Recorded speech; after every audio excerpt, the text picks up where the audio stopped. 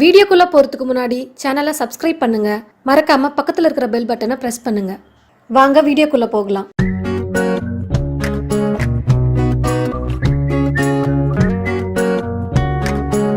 புட்டு எப்படி செய்யறதுன்னு பார்க்கலாம். அதுக்கு தேவையான பொருட்கள்: அரை கிலோ பச்சரிசி எடுத்துக்கோங்க. எடுத்து 1 மணி நேரம் முன்னாடி ஊற வச்சு நல்லா கழுவி சுத்தம் பண்ணி ஒரு வெள்ளை துணியில் காய வச்சுடுங்க. அந்த அரிசி கைக்கு தண்ணி ஒட்டாத அளவுக்கு ஈரத்தோடு இருக்கும்போது நம்ம மிக்சிலையோ இல்லை மிஷின்லையோ அரைச்சின்னு வந்துடுங்க. அந்த மாவு வந்து ஈரமாகவே இருக்கணும். அந்த மாதிரி தான் இப்போ நான் அரைச்சி வச்சுருக்கிறேன். அந்த மாதிரி இது அரை கிலோ அரிசி, 200 கிராம் வெல்லம், தேங்காய் 1 மூடி தேங்காய் வந்து இந்த மாதிரி துருவி வச்சுக்கோங்க, 1 சிட்டிகை ஏலக்காய் பொடி. புட்டு செய்யறதுக்கு இந்த மாதிரி இட்லி பாத்திரத்தை வச்சுடுங்க. வச்சுட்டு தண்ணி ஊற்றிடுங்க. 2 டம்ளர் தண்ணி ஊற்றி வச்சுடுங்க. இதில் தண்ணி நல்லா சூடு ஏறினதுக்கப்புறம் தட்டு போட்டுடுங்க. இந்த மாதிரி ஒரு வெள்ளை துணி தண்ணியில் நனைச்சி இட்லி குண்டா மேலே போட்டுட்டு நம்ம அரைச்சி வச்சுருக்கிற பச்சரிசி மாவு அந்த துணியில் போட்டுடலாம்.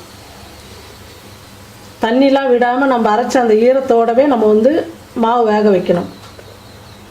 மாவு வந்து ரொம்ப அடித்துலாம் அந்த மாதிரி பண்ணக்கூடாது. மாவு அப்படியே கொட்டி விட்டுடணும். துணி நல்லா மூடிடுங்க. இந்த மாதிரி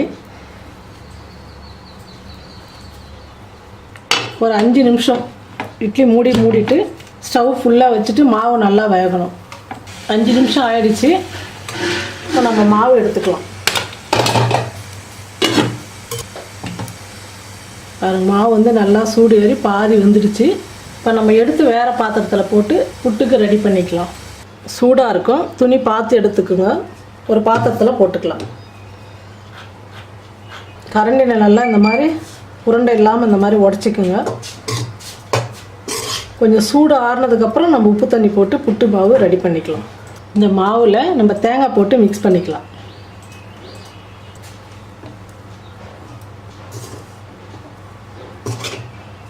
உங்களுக்கு தேங்காய் அதிகமாக வேணுன்றவங்க அதிகமாக சேர்த்துக்கலாம், கம்மியாக வேணுன்றவங்க கம்மியாக சேர்த்துக்கோங்க. உங்கள் விருப்பப்படி தேங்காய் சேர்த்துக்குங்க. புட்டுக்கு நம்ம வெல்லம் மிக்ஸ் பண்ண போகிறோம். அதனால் உப்பு வந்து 1 சிட்டிகை போட்டு தண்ணியில் வந்து மிக்ஸ் பண்ணிக்கோங்க. இந்த மாதிரி நம்ம இந்த தண்ணி விட்டு புட்டு மாவு பசியலாம். கட்டி இல்லாமல் நல்லா நைஸாக மாவு வந்து கலந்துக்கணும் பக்குவமாக. ரொம்ப அதிகம் தண்ணி விட்டுட்டால் களி மாதிரி ஆகிடும். தண்ணி கம்மியாக இருந்தாலும் சாப்பிட்றதுக்கு நல்லா இருக்காது. நல்லா கரெக்டான பதத்தில் மாவு பசியணும். நம்ம தேங்காய் உப்பு தண்ணிலாம் போட்டு இந்த அளவுக்கு மாவு எடுத்து போடும்போது இந்த மாதிரி இருக்கணும். நம்ம ஏற்கனவே புட்டு மாவு வேக வச்சு இல்லையா, அதே துணி போட்டு மறுபடியும் நம்ம வந்து வேக வைக்கணும். உப்பு தண்ணி போட்டு தேங்காய் போட்டதுக்கப்புறம் மறுபடியும் வந்து இட்லி சட்டியில் வச்சு வேக வைங்க. அது ஒரு 10 நிமிஷம் வேகணும். ஃபஸ்ட்டு வந்து நம்ம ஒரு 5 நிமிஷம் வேக வச்சோம். இப்போ வந்து ஒரு 10 நிமிஷம் வேகணும். ஸ்டவ் அதிகமாக வைக்காமல் கம்மி தீயிலே வச்சு பண்ணுங்கள். துணி நல்லா மூடிடுங்க. துணி மேலே லேசாக தண்ணி, அதிகமாக விடக்கூடாது. அந்த துணி மட்டும் நனையிற அளவுக்கு தண்ணி தெளிச்சுக்குங்க. மூடி போட்டு மூடிடலாம். ஒரு 10 நிமிஷம் புட்டு மாவு வேகட்டும். இப்போ இட்லி சட்டி மூடி எடுத்துடலாம். கையில் தண்ணி தொட்டுக்குங்க, சூடாக இருக்கும். பாருங்கள், இப்போ வந்து புட்டு மாவு நல்லா வெந்துடுச்சு. ஸ்டவ் ஆஃப் பண்ணிடலாம். புட்டு வேறு பாத்திரத்தில் மாற்றிடுவோம். புட்டு வெந்துடுச்சுன்னா இந்த மாதிரி துணியில் வந்து ஒட்டாமல் வரும். தேங்காய் இந்த மாவு எல்லாம் சேர்ந்து ஒன்றோட ஒன்று நல்லா வெந்து புட்டு வந்து ரெடி ஆகிடுச்சு. ஏலக்காய் பொடி போட்டுக்கலாம். நல்லா மிக்ஸ் பண்ணிவிடுங்க. இப்போ வெல்லம் போட்டுக்கலாம்.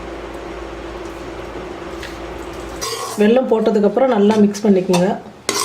புட்டுக்கெல்லாம் வந்து வெல்லம் தான் ரொம்ப நல்லாயிருக்கும். சர்க்கரை அந்த அளவுக்கு நல்லா இருக்காது.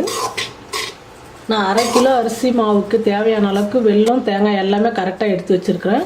நீங்கள் அதே மாதிரி செஞ்சு பாருங்கள், ரொம்ப நல்லா வரும். புட்டு ரெடி ஆகிடுச்சு. செஞ்சு பாருங்கள், கமெண்ட் பண்ணுங்கள், ஷேர் பண்ணுங்கள். நன்றி.